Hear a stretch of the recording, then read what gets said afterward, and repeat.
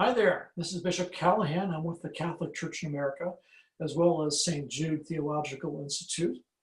I am excited today. This is the first class of our brand new seminary.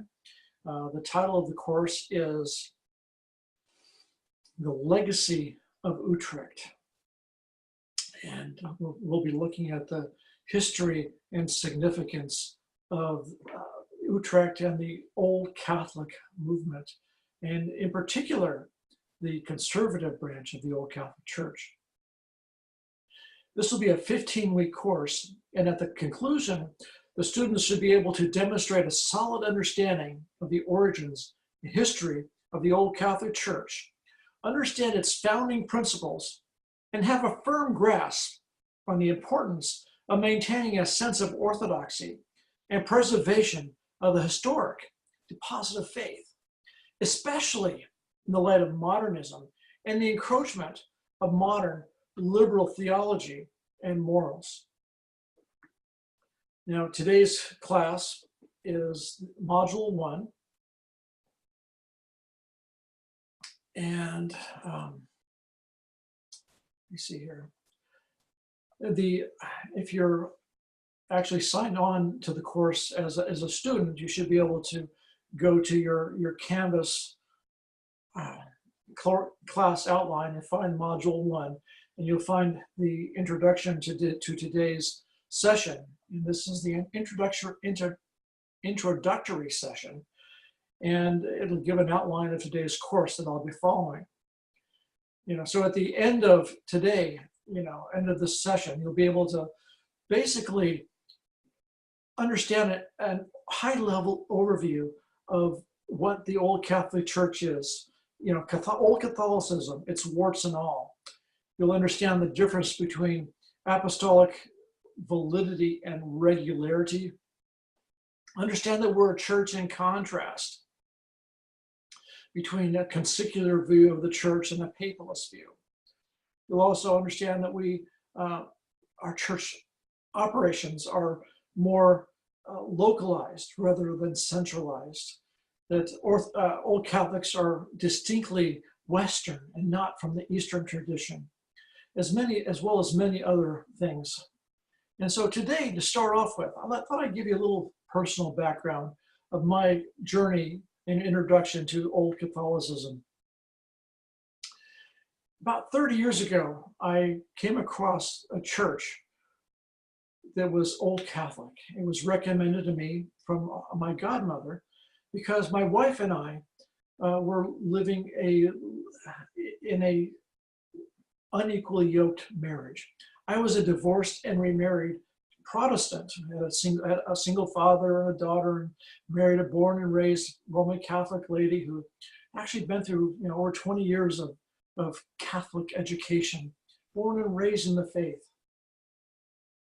And we just weren't able to find common ground in our worship experience, because I was really a fundamentalist Christian in my mind's eye.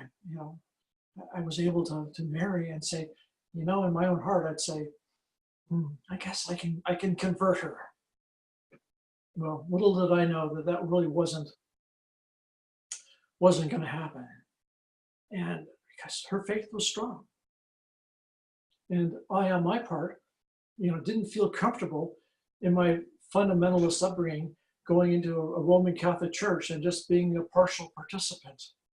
Not to mention the fact that I viewed Catholic teachings at that time as being somehow or another spurious and somehow heretical, and definitely not Christian. So I found this church, and we attended, and I was immediately taken aback that I learned that the pastor of that community was a former Baptist minister. And something struck a chord in my heart and in my mind that said, if this guy can do it, if this guy can embrace Catholicism, I really need to find out more about this. Because to me, it seemed like a non sequitur. It seemed like something that was totally foreign. But why? Why did this guy make the leap of faith to do something totally different than our mutual church backgrounds would say was well and good. And so I joined, and the next thing that was obvious was that me as a non-Catholic was welcomed with open arms. I was able to fully participate in the daily Mass and the Sunday Mass, up into and including receiving the Eucharist. I was amazed. I was welcomed. And that opened the door of my faith journey towards eventually becoming ordained and a Catholic in the Old Catholic tradition, a bishop in the Old Catholic tradition. So along that journey, that church opened its own independent seminary, and I moved on from there to another church and was ordained in a conservative jurisdiction. But, this brings me to the point that, Old Catholicism, does have some warts, does have some inconsistencies. And for the most part, people who are aware of Old Catholicism, and if you do a Google search and find, the Wikipedia on Old Catholic churches, basically they'll tell you that Old Catholics, ordain women. They are more modern in accepting gays and homosexuals and gay marriage, etc. Well, one of the reasons I thought that this was a good class to present was because there is, like Paul Harvey used to say, the rest of the story. You see, not all Old Catholics are on the liberal side of theology. Not all Old Catholic churches are embracing modern trends that are popular in society. And, a lot of churches, a lot of people who are really unfamiliar with Old Catholics will say that we're not a valid church, or that we're just a schismatic, or your priests and bishops just left, or former Roman Catholic priests who left to get married. There's all sorts of misconceptions about who Old Catholics are and their origins. Also, a lot of people will say that we're just a schismatic church because we left over issues involving the dogmatic proclamations of Vatican I, the First Vatican Council, where they proclaimed papal infallibility and the universal episcopacy of the Bishop of Rome.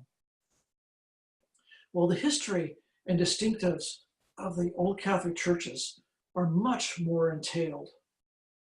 And to that point, we need to start way back in history. And, before the year 600, the Church of Utrecht, Holland, from where we receive our apostolic succession and our really the impetus for our maintaining a consistency of faith.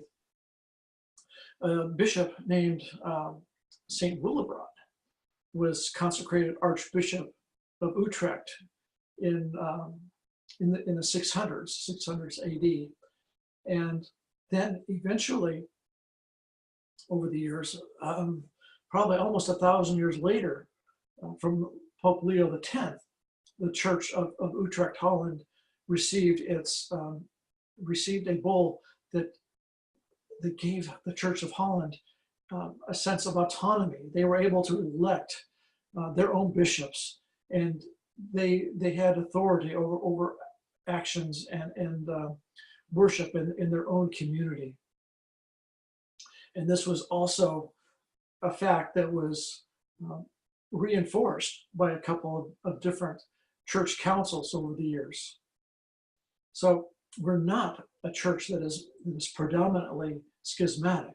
We are a church that was officially granted autonomy by the Roman Church. Another issue that might come up sometimes is a term called Jansenism, which was a teaching of a French theologian named Cornelius Jansen. And he And he was part of a community in Port Royal, named Port Royal in France. And at that time in France, there was a movement called Gallicanism, or a push towards separating churches from the larger church, and maintaining a sense of autonomy on a national level, and in fact even a more of a local level. And that term is Gallicanism. And Cornelius Jansen wrote a book, and basically it outlined a sense of theology based upon Augustinianism and his thoughts on asceticism. And it was an extreme set of asceticism that at that time was brought to the attention of the Jesuits. And at that time, the Jesuits were on a rampage, so to speak, trying to rein in independent movements such as Gallicanism and the idea of national churches. And so that writing from Jansen was eventually condemned, primarily, it is our opinion, through political means, as a way to discredit this particular group. And then after that book was decried as heretical, and Jansen and his group were excommunicated, they sought protection under the Archbishop of Utrecht, Holland, because he was at that time actually autonomous from Rome. They weren't answering to Rome for their various actions. And so, even to modern days, if you talk about people, talk about old Catholic churches and old Catholic bishops, there may be a reference to this so-called heresy of Jansenism. Well, the Church of Utrecht, yes, they accepted that community, but didn't necessarily address or accept the tenets of the so-called Jansenism. And so, yes, moving on a little bit forward, yes, there was a group of churches, primarily European, from Germany and Austria, Switzerland, that broke away from the Roman jurisdiction after Vatican I, as a result of those new dogmas, dogma of papal infallibility and universal episcopacy of the Bishop of Rome. And we saw these 2 points as being new innovations.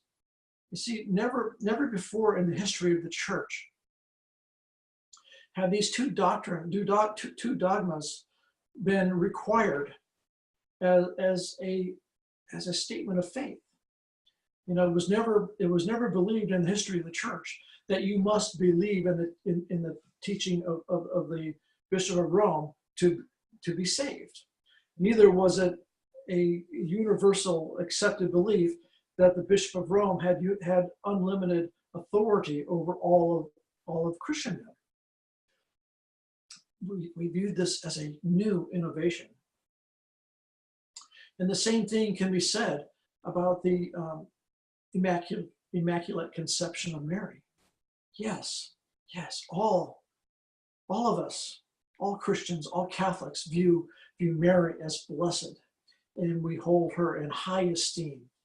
And in Catholic tradition, she places as a high as the first of the saints, the first to say yes to Jesus, and plays a very significant role in our salvation. But it was never an article of faith that our salvation was based upon, to believe that she was conceived without sin. Is it okay that we believe that? Certainly. Pious beliefs of the Catholic faith are very powerful, but it was never part of the apostolic tradition as a dogma. So that's our basic history. That's the basic elements of our beginnings.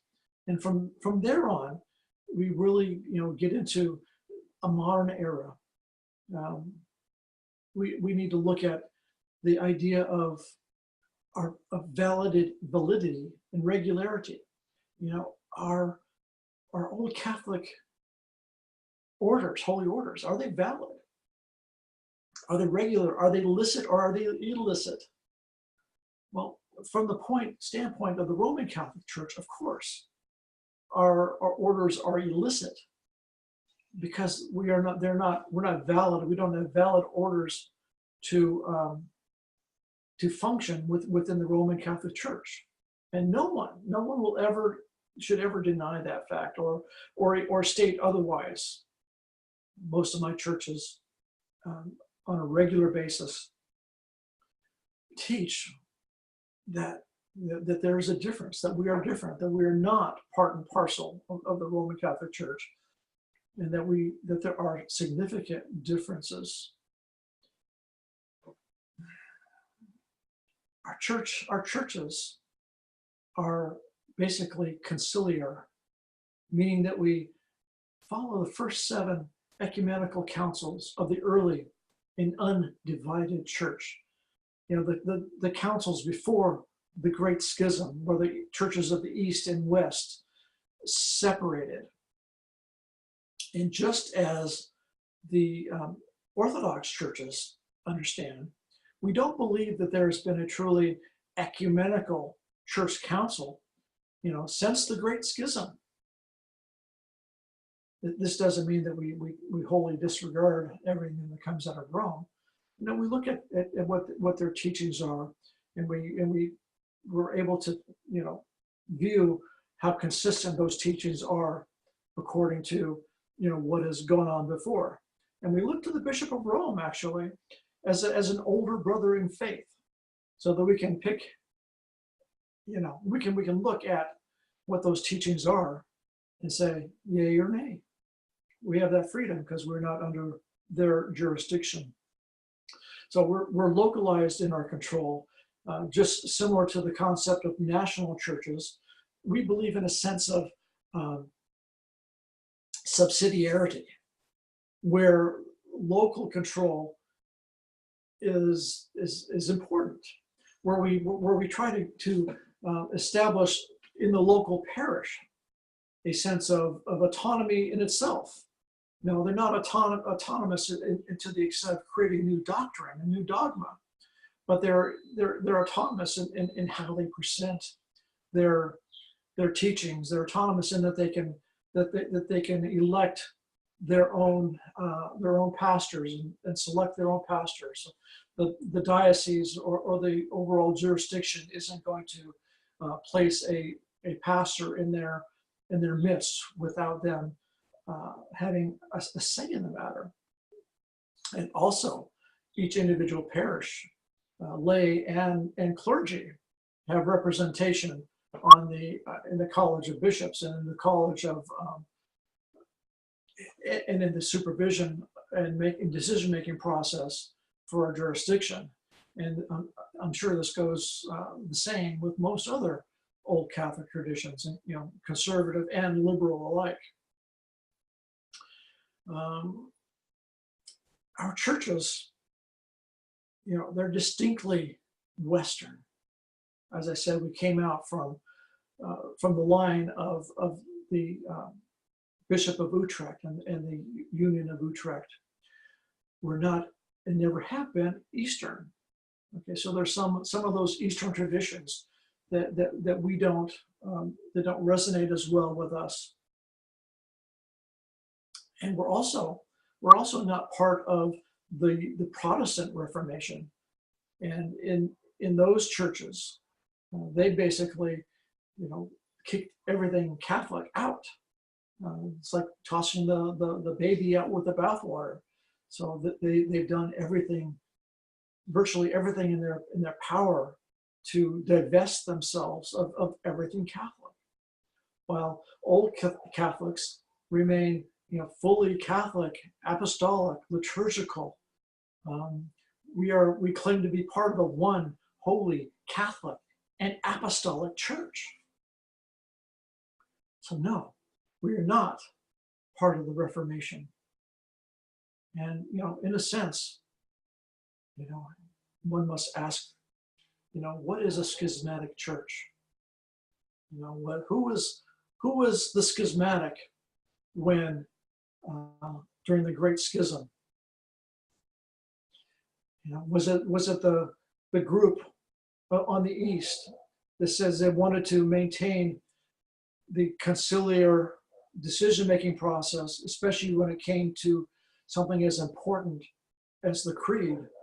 Or was it the church on the West that said, we need to change this, and they made the change, adding the Filioque to the creed autocratically, outside of a council, on the authority of basically one man? Who holds the responsibility for schism? The same thing is said at the end of Vatican I. Who is the schismatic?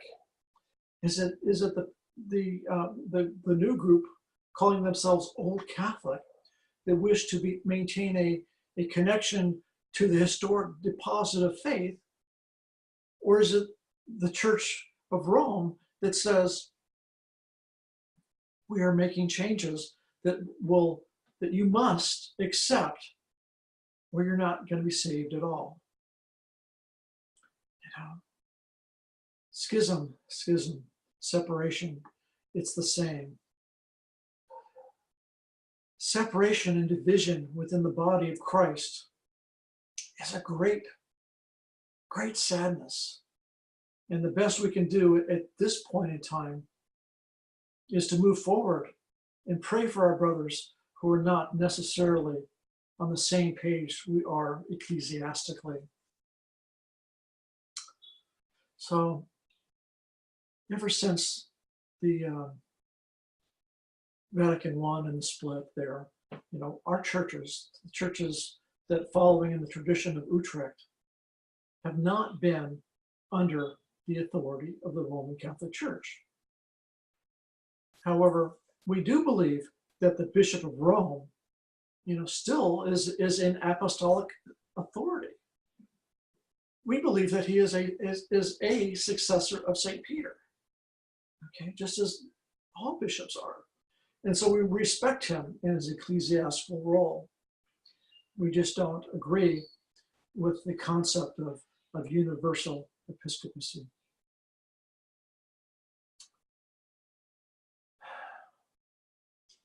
Churches in the old Catholic tradition are not monolithic, meaning that our hierarchy, is not something that is lorded over our local jurisdictions or our local parishes. And I alluded to that earlier, that each level of control has its own autonomous nature. Parishes and dioceses, countries. We have churches in Africa. We have churches that are searching to join with us from South America and other places. Those churches, will be autonomous in their governance, in selecting their own bishops and clergy, ordaining their clergy, consecrating the bishops. And we look to each other in the main jurisdictions, for a sense of collegiality and coming together to decide on the major issues. Are we going to are we going to succumb to the decline that we see in modern civilization, and are we going to listen to the winds of change that are being literally demanded by liberals, around the world, on gay marriage, on abortion, on ordaining women to the priesthood and episcopacy? So many issues that are confronting churches today need to be addressed in a thoughtful, prayerful manner. And we do this through our individual colleges of bishops and local synods. And we come to these decisions, whether we say yay or nay, collegially, not from a hierarchical standpoint.